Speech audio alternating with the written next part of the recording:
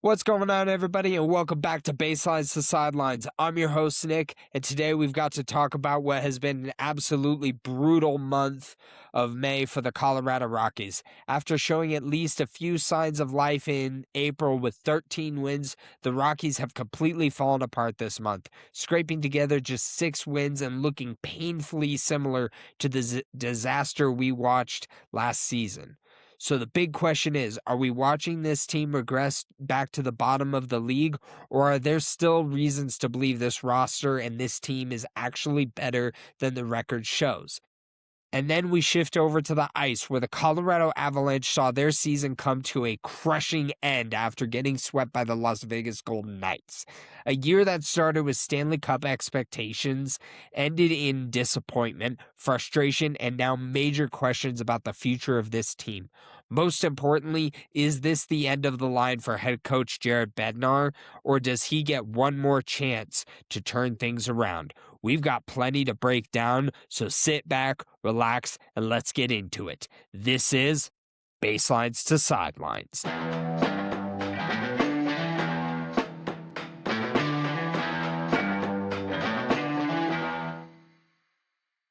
All right, welcome back to Baselines to Sidelines. I hope you guys have had a lovely month of May, and also I want to wish everybody a happy Memorial Day.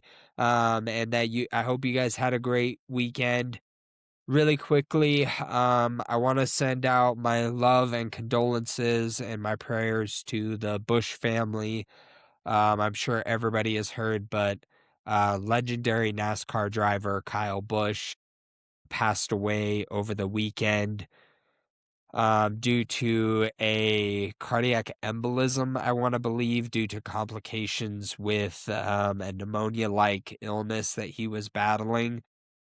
Um, Growing up as a kid, I was a huge NASCAR fan. I'm not so much anymore, but growing up as a kid, I was a huge NASCAR fan, and Kyle Busch was one of those ones that stood out, watching him in the Truck Series, watching him in the um, Xfinity Series, and then also in the Cup Series.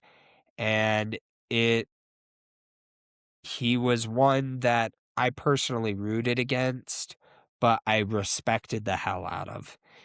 And so to hear of his passing, and with his kids and his wife, I know this doesn't mean much, but I do want to send out my love and my condolences and my prayers to that family, cuz yeah, that is unimaginable pain. But yeah, I just wanted to open the show with that really quickly to kind of send my love and prayers to those people. All right, let's dive into this. Uh, Starting off, Colorado Rockies had an extremely strong, for a team that has had extremely low expectations, started out really strong in the month of April, finished started out, I think they ended April at like 13-16 or like 13-17, right around there. It was a month of April you could absolutely be happy about and be able to be, or 14-18 at that point. They were 14-18 at that point. I mean, really, really strong month of April for a team that was coming off of a 119 loss season. And it was, they were playing good baseball. Now this is a stark contrast. This is more of a team that looked like the 120 loss season team.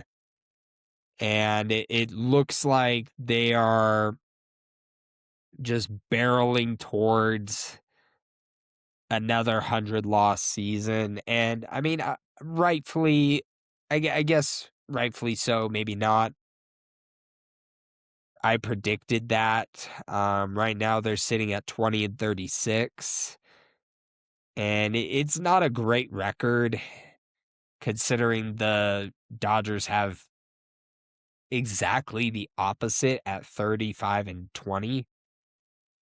And I mean, we all knew, I think anybody who had the feeling that the Dodgers were not going to be at the top of the NL West, I think were fools. Now, granted, the San Diego Padres are giving them a run for their money, and that is really exciting to see. So good for you, Padres fans. But from a Rockies standpoint, as Rockies fans, Rockies fans are rightfully concerned. Coming off of a really strong month of April, and now they are barreling towards I think they're predicted currently right now, last I saw, at about 102 losses. 102 losses. That's not winning baseball. And I mean, even if they get over that 100 loss mark, like right around, 99, 98 losses, that's still 63, 64 wins. It's not a good team. It's not a good effort, but I don't want to be all doom and gloom. Now, granted, the bullpen has been utterly mind-boggling. When you think about, if you listen to one of my previous episodes, one of the things I was touting with the Rockies was the bullpen. I was absolutely celebrating Zach Agnos. I was celebrating Brennan Bernardino, who, if you're watching on YouTube, you'll see me glancing off to the right. I have the Rockies game going on my phone off to the right, which I'll talk about that in a sec because that's wildly fascinating right now. But if I was touting Brennan Bernardino, I was touting Antonio Senzatella. Well, Chase Dollander is not a bullpen pitcher anymore, but when he was, air quotes, a bullpen pitcher, you had so many players that were actually playing pretty solid baseball. And you had pitchers that were pitching really damn good stuff. It's concerning to see that this team right now is sitting bottom of the league in ERA, bottom of the league in run differential, bottom of the league in I think either bottom of the league or damn near bottom of the league in OPS. Like, this is really concerning for a team that, coming into the month of April for the Colorado Rockies, I was already looking at the month of April as a horror show. Granted, I don't think anybody totally expected the Houston Astros or the New York Mets to be quite as bad as they are currently. But this is still, you look at the month of April and what the Rockies had to go through with, you had the AL champs, you had the World Series champs, you had the loaded San Diego Padres, you have the loaded Philadelphia Phillies. Granted, they were not quite the Philadelphia Phillies they are now. And you had a red-hot Cincinnati Reds. Like, I don't think anybody, I even said 10 wins if they're lucky, 10 wins, I'm going to be doing backflips in the month of April. And they were able to scrape 13. Like, and then I'm not saying there's no slouches in the month of May either, because the Rockies have the most difficult 2 to 3 month schedule span. And you could even look it up. If you look at strength of schedule right now, the Rockies have the toughest strength of schedule currently through the month of April, through the month of May, and heading into June. It's unbelievable, and it's really, it's definitely a time that the Rockies need to show that they have a competitive edge. And right now, they're just not seeing that. You're just not getting that. You have Michael Lorenzen, who he is streaky as all streaky gets out. You have the closer by committee, which that's not working. Now, granted, all bad teams kind of do a closer by committee, especially when they don't actually have a closer. But before Victor Vodnik went on the IL, Victor Vodnik was practically giving up leads left and right, or not able to keep it a close game. Then you had Zach Agnos, who has strong showings at times, but then you also have Zach Agnos, who gives up a home run and 3 hits. And it's just really concerning. And I hope that the Colorado Rockies can turn it around. There are bright spots. I mean, TJ Rumfield is easily the best player on the Colorado Rockies currently. You can make the argument for a couple of other people, but TJ Rumfield is a legitimate Rookie of the Year candidate.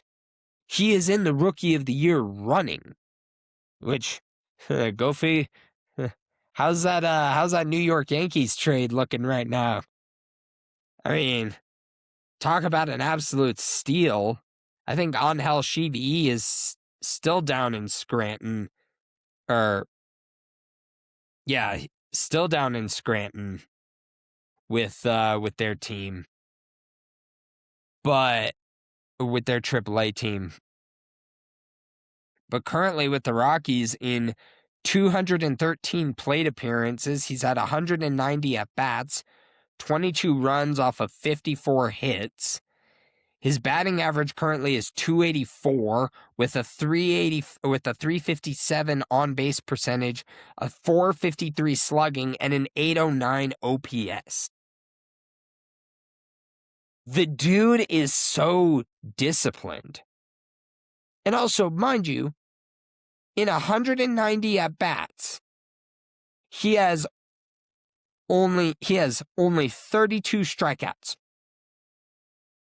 32 strikeouts. As a Rockies fan, you have to be losing your mind with excitement. If you're a Rockies fan, you have to be absolutely excited to see that the Rockies have a player with only 32 strikeouts. Considering you have Hunter Goodman, who's kind of whiffing all over the place. Now, he is starting to heat up. He got a home run yesterday against the LA Dodgers, even though they got absolutely routed. And then you have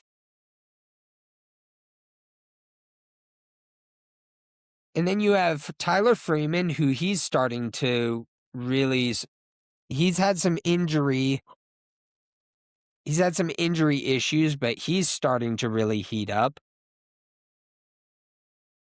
And I mean, on the season, he currently has a 248 batting average, a 318 on base percentage, 643 OPS with a 325 slugging. That's not too bad. That's honestly not too bad, especially considering the injuries he has had. The bats that I am absolutely concerned about, Ezekiel Tovar, who, again, he's starting to heat up as well. But he has me concerned out of my mind. In 200 plate appearances, he's had 185 at-bats, 14 runs, 40 hits, 51 strikeouts, with a .216 batting average, a .308 slugging, and a .573 OPS. That's not great. That's not great at all. Now, again, he's starting to kind of heat up. But the fact that for 20 games, he was floating down in the 180s and 190s in batting average and had I want to say, a 32% strikeout rate. And then you have Hunter Goodman, who's right now dealing with a 36% strikeout rate. That's not good, because those are some power bats that need to get heated up. You could argue the Rockies should have, if the Rockies even had one of these bats, even hitting in the 280s, 290s, you could argue the Rockies should have at least a few more wins, 2 to 3 more wins. Because there were times where the Rockies had bases loaded and either nobody out, one out, could not get runners in. You could argue the Rockies had clutch moments, had moments to get clutch hits with runners in scoring position. They have one of the worst in Major League Baseball with runners in scoring position. That is not good. That is you are barreling towards 100 losses again. Bullpen needs to get back right, and the bats need to wake up. There are hitters that are hitting really, really well with, like I said, Tyler Freeman, TJ Rumfield, Troy Johnston has been another consistent hitter. You have and even Mickey Moniak. Well, Mickey Moniak, him too, but he's on the IL. And then you also have Mike McCarthy, a speed runner, a speedster. Little bit of a problem getting on base. He is getting better, though. His month of May has actually improved quite a bit. I think he's right now in the month of May, he's hitting in like the 250s. 250, 260s. Much improved compared to like I want to say he's like close to 160 in the month of April.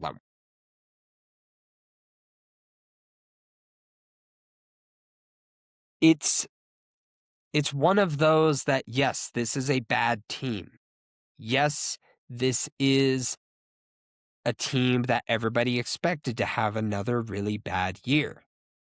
But with the new front office, with the new coaching staff, there has to be signs of hope. And right now, it's those young guys. It's the young guys who, mind you, were not even drafted by the Colorado Rockies, did not even come up through the Colorado Rockies system. In TJ Rumfield, Troy Johnston, Mickey Moniak. And who knows if Mickey Moniak is even going to be here next season for the Colorado Rockies. Because this is the last year of his contract. Is there a chance he re-signs? Absolutely. I don't know if he's going to. Because right now, the track record of re-signing free agents for the Colorado Rockies has not been good. For obvious reasons. But if they can at least have, even if it's not technically homegrown talent, if they can have young players to grow around, like those three, there's at least some hope. And there is a pulse to this Rockies organization, and it's still there. It's just right now, the month of May has been one of the most excruciating things to watch. I mean, nothing will beat the month of April last year or the month of May last year. But still, this is still a team that has some major issues right now with pitching and with clutch hitting. If the Rockies want to avoid a 100-loss season, especially with the month of June technically lightening up a bit with the LA Angels. Not a great team right now. You have the Chicago Cubs. They're reeling right now. They are reeling hard right now. You have the technically Sacramento Athletics. They're actually a pretty good team right now, so that's not going to be an easy one. You have the Chicago Cubs again. I skipped over the Milwaukee Brewers because the Milwaukee Brewers are a really good team. They are an absolutely good team. They, especially with Christian Yelich back, that is a force to be reckoned with in the NL Central. You have the Chicago Cubs again. You have the Pittsburgh Pirates. How did that go last time against Pittsburgh? Not great. That's a good team. That is a very good team. That is going to be I'm calling it right now, that is going to be a wild card team. You have the Boston Red Sox, who are definitely reeling hard. You have the Minnesota Twins, who are still playing relatively decent baseball. And then you have the Miami Marlins, who are playing okay baseball. In the month of June, you have to. If you want to say you're a team that is turned around and you want to be a team that does not lose that is not a 100-loss team, you have to scrape at least 10 wins out of the month of June. Can they do it? I don't know. Right now, I do not know. I don't know at this point if they could even even get any more wins in the month of May. Because right now they're losing to the Dodgers, so it looks like they're quite possibly going to get swept to the Dodgers. And then you have the San Francisco Giants, who are not going to be an easy game. In fact, I actually think this is the first time they're going to be seeing the San Francisco Giants. Yes, that is correct. I'm very curious to see, because the San Francisco Giants are not a super great team either. And that is an NL West team. You got to win those games. You've got to come out and play against the Dodgers or the Dodgers, whatever. You know, if you could steal a win from them, great. They're only down by 2 runs here. So if you could steal a win, great. But a team that is, I don't want to say comparable to you, because right now the Rockies, the only team comparable to them is right now the 2025 Rockies, which the 2026 Rockies are absolutely better than the 2025 Rockies. But for a team that is also in the basement with you, for a team that for almost 3-4 weeks, you were bouncing up and down the standings with, between dead last and top, you have to steal at least 1 or 2 games from that. And then you have to go into the month of June and make a statement. Get 10 wins. If you can get 10 wins, there is a decent, I'm not saying impossible, I'm not saying it's a guarantee, but a decent chance you don't lose 100 games. You have to get 10 wins if you're the Colorado Rockies. So let's see what they do. All right. Enough about the Rockies. Enough about what they need to do. I think that's kind of self-explanatory at this point. Let's talk about the Colorado Avalanche. a team that coming into the season was looked at as a really good Stanley Cup contending team. They go out and put on a damn near historic pace. Win the President's Trophy handily. They won the President's Trophy handily. It really wasn't even close. It got tight a little bit at the end. But beyond that, they were the best team in the NHL. The amount of memes I got sent about the Colorado Avalanche just being the Terminator. I got sent a meme by a friend where it was the Terminator standing over a desk, and under the desk was a little girl crying. And it said, the Colorado Avalanche, who were the Terminator, and the little girl crying was the rest of the NHL. That's what everybody thought about this team, about this Avalanche team. That this team was a juggernaut, an unstoppable machine. And it kind of looked that way going into the playoffs. Yeah, the LA Kings gave them a little bit of a fit, but the Avalanche swept them. Minnesota, aside from that one weirdly horrific game, and then you had the one really weird high scoring game. I think that was the first or second game. Aside from that, gentleman's sweep. The Avalanche move on. Finish off the Minnesota Wild.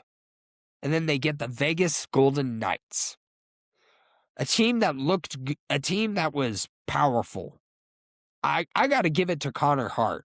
I think that's his name. I apologize if it is not. Give credit to him. That is a young goalie that is absolutely on a tear. He played absolutely lights out.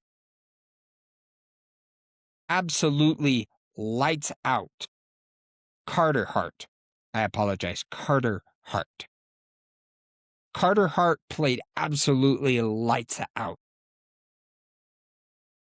One of the best goalies I've seen all year. Truly a damn good team. Or a damn good goalie. And I give credit to John Tortorella as well. Las Vegas fires their head coach 6 or 9 games left to go in the season. Hire John Tortorella. Now, don't get me wrong, John Tortorella has one hell of a resume. Has a Stanley Cup or 2 under his belt. Has a lot of wins, a lot of experience. He comes in, essentially partially rights this ship. And they go into the playoffs, have a battle. They have some battles with the West, within the West. And then the Vegas Golden Knights come through. And they come in and they take it to the lumberyard. Whether it was Scott Wedgwood or the last game of the series in Mackenzie Blackwood. Nobody could stop the Vegas Golden Knights. Now, granted, the Avalanche were playing with some injuries, but that was just bad. That was bad hockey from a team that was expected to do way more than what they showed on the ice. Yes, they didn't have Cale Makar for 3 games. Okay. Next man up. Did it look great? No. But you have to have the next man up mentality.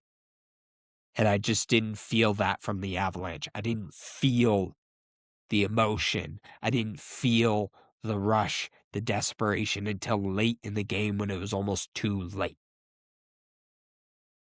There would be time, they would just start out the game red hot, putting pressure on Vegas. keeping Vegas in their own zone. And then it just seemingly disappeared, and Vegas would control the puck the rest of the game. Now, again, I got to give a lot of credit to Vegas.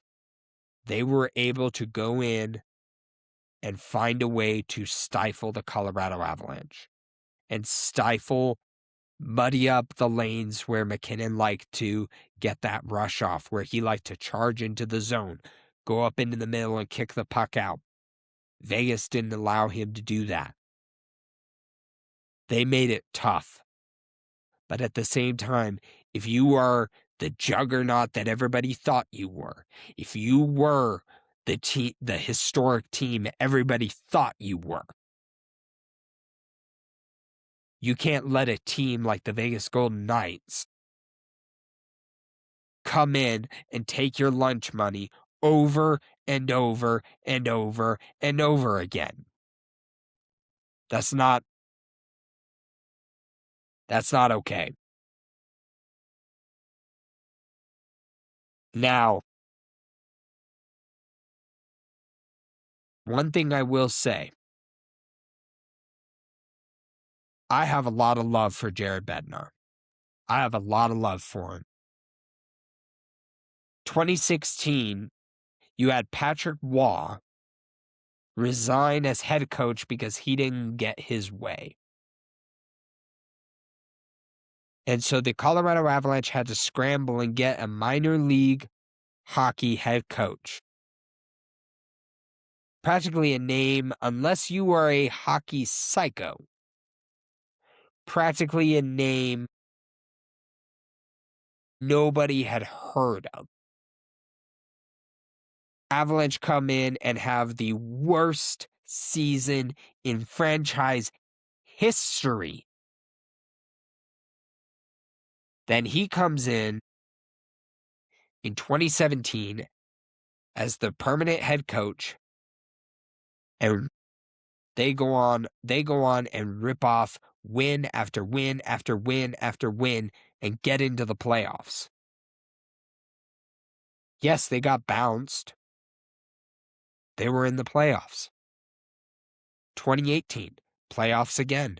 2020, playoffs again. 2021, playoffs again. 22. If you're an Avalanche fan, I think you remember what happened in 22. Cup. Wins the Stanley Cup. Then, what happened afterwards? Get bounced. In 23, you get bounced by Vegas after they go on to win the Cup, and then they go on to win the Cup. 24, I forget who they got bounced by in that. They get bounced. And then last season, you have that grit and grind of a series against Dallas. Couldn't come over the hump with that in the first round. Get bounced. And then in the Western Conference Finals this year, you get utterly embarrassed by a team that is good. Do not get me wrong. I want to be clear as day. The Las Vegas Golden Knights are a damn good team. But on paper, on everything, the Colorado Avalanche should not have been bounced by the Vegas Golden Knights. Absolutely shouldn't have. Had the goals, points, assists, you name it, they led it. And you have the best center in the game, Nathan McKinnon. You have the best defense, because I know some people are going to argue the Connor McDavid thing, which, again, Connor McDavid, he's going to be a Hall of Famer. More than likely, I don't see how he will not be. Connor McDavid, he's going to be a Hall of Famer. Respect to him. But if you look at overall statistics, Nathan McKinnon, best center in the game. You have the best defenseman in the game in Cale Makar. You had the two top goalies who won the best goalie duo award in Scott Wedgwood and Mackenzie Blackwood, who had I want to say it was a 919 or it was something stupid save percentage as a duo.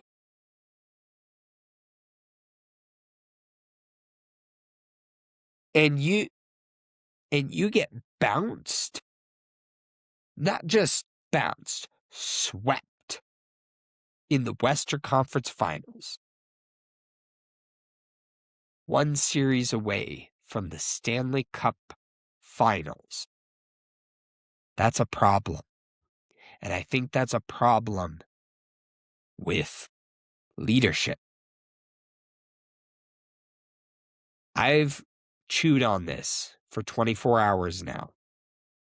I think this is Jared Bednar's last season. I will be curious to see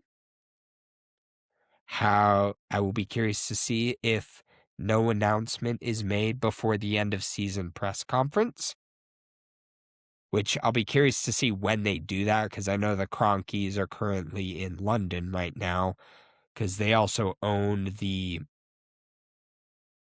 they own Arsenal FC, and they just won the Premier League trophy, and they have a chance at the Champions League trophy. So I'll be curious when they do the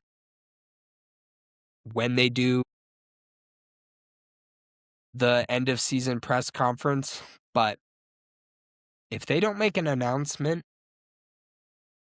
prior to that, then I'll be curious to see if they actually do, or if they don't, Jared Bednar has to be on a short leash. Very short leash. Yes, he won a cup 4 years ago. Congrats. What have you done since then? You really haven't come close. You really haven't. First, second. And Western Conference Finals. Ooh. Sorry. I would like to say better. I would. But it hasn't been that since the Avalanche won the cup. So changes have to be made. Yeah, they made the assistant coaching changes last season. Okay, great. Did it get you a cup? So what are you going to do now? Let's see what they do. But I would be mildly surprised if Jared Bednar is back next season. And if he is, I expect he has one year. Win the cup or you're gone. Because at this point, with this team, with these players, with this roster, you've got to win a cup. You've got to, at the bare minimum, make it to the Stanley Cup Finals. Bare minimum. If he is back next season. But again, I would be a little surprised. All right. I kind of got a little amped up there, but I think I'm going to kind of end it here. This has been a fun episode. I'm feeling energized. I'm feeling good. This is a great time of year. You've got Premier League soccer winding down with the Champions League winding down as well. You've got baseball that is just there. It's right in the middle of baseball season, best time of year. And then you've got training camp coming around the corner for the NFL. You've got NBA Summer League. I don't know how much of you care about that, but you've got that coming around the corner. It's just the best time of year to be a sports fan. And I hope you guys are going to like, subscribe. If you guys want to follow good baseball content and just sports content all around, like I said, please like, please subscribe. Follow me on Twitter at Nick, DEN B24 on Twitter. And I hope to catch you guys in the next episode. This has been Baselines to Sidelines. Nick out.